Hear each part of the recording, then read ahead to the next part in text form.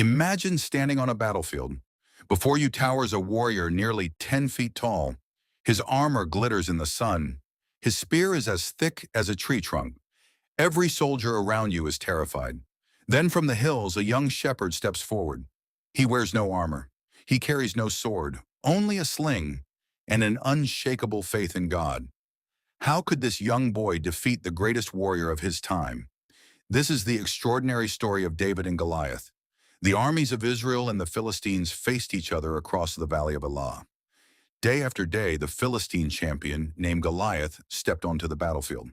The Bible describes Goliath as a giant and a seasoned warrior. He wore heavy bronze armor, carried a massive spear, and challenged Israel to send one man to fight him. "If your champion defeats me," he declared, "we will serve you. But if I defeat him, you will serve us." For 40 days, Goliath repeated his challenge. King Saul and the soldiers of Israel were afraid. No one dared face the giant. Far from the battlefield lived a young shepherd named David. His father, Jesse, asked him to bring food to his older brothers, who were serving in Saul's army. When David arrived, he heard Goliath mocking Israel and insulting the living God. David was shocked. He asked, "Who is this Philistine that he should defy the armies of the living God?" While others saw an unbeatable giant, David saw someone challenging God. When King Saul heard about David, he questioned him. David explained that while caring for his father's sheep, he had faced lions and bears. God had protected him before. David believed God would protect him again. Saul offered David his own armor. David tried it on, but it didn't fit. Instead, David chose what he knew best. He picked up his shepherd's staff, selected 5 smooth stones from a nearby stream, placed them in his pouch, and carried his sling. As David approached, Goliath laughed. "Am I a dog that you come to me with sticks?" he mocked. But David answered with confidence, "You come against me with sword and spear, but I come against you in the name of the Lord Almighty." David ran toward the giant.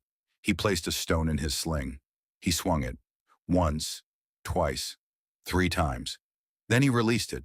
The stone flew through the air and struck Goliath on the forehead. The giant fell face first to the ground. The battlefield fell silent. David had defeated the giant, not with armor or a sword, but through courage, skill, and trust in God. The Philistine army fled, and Israel celebrated a remarkable victory. The story of David and Goliath is about much more than a battle.